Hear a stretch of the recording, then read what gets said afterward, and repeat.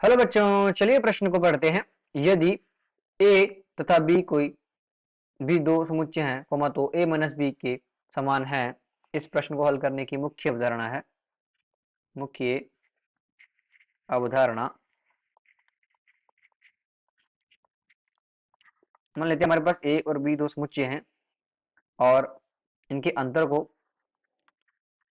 हम जो है निरूपित करते हैं, वो ए माइनस बी के द्वारा निरूपित करते हैं। तथा ए माइनस बी में क्या होगा, तथा इसमें वे अवयव होंगे वे अवयव होंगे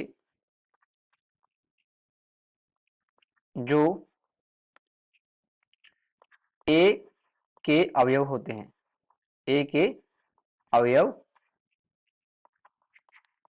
होते हैं, परंतु बी के अवयव नहीं होंगे। तो ए माइनस बी में जो है ए के अवयव होंगे और बी के अवयव नहीं होंगे। अगर मैं इसे समझाना चाहूं, इस प्रकार समझा सकता हूं। जैसे ये है हमारा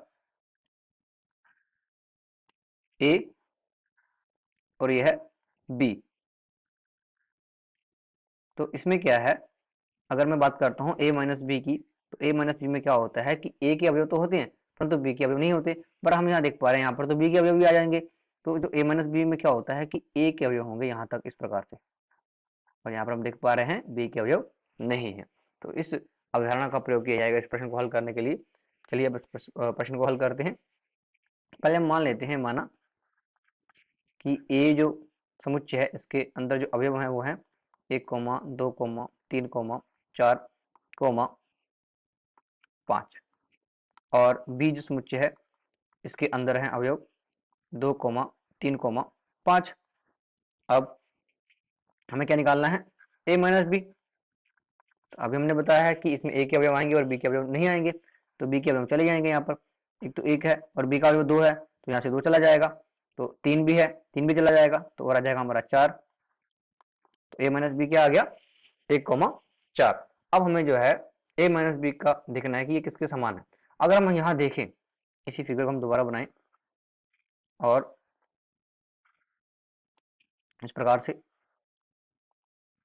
और यहाँ हम देख पा रहे हैं कि ये जो है ये क्या है, ए इंटरसेक्शन बी, और ये है ए और ये है बी। तो हमें क्या चाहिए, हमें यहाँ पर जो चाहिए वो ये चाहिए। तो हम देख पा रहे हैं, अगर मैं ए में से, अगर मैं समुच्चय ए में से ए इंटरसेक्शन बी माइनस कर दूं, तो वो ए माइनस बी के बराबर दिख रहा है।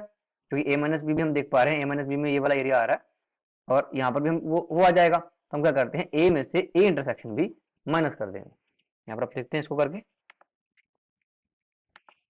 तो पहले हम निकाल लेते हैं ए इंटरसेक्शन बी और वो आएगा 2, 3, 5। और जब मैं ए माइनस कर देता हूँ ए इंटरसेक्शन बी, तो आता है 1, 4, जो कि इक्वल है ए माइनस बी के। तो हमने यहाँ देख लिया कि ए माइनस बी जो है वो समान है ए माइनस ए इंटरसेक्शन बी के। उपरोक्त अवधारणा के आधार पर हमने इस प्रश्न को हल कर दिया है। आशा करते हैं आपको समझ आया होगा। धन्यवाद।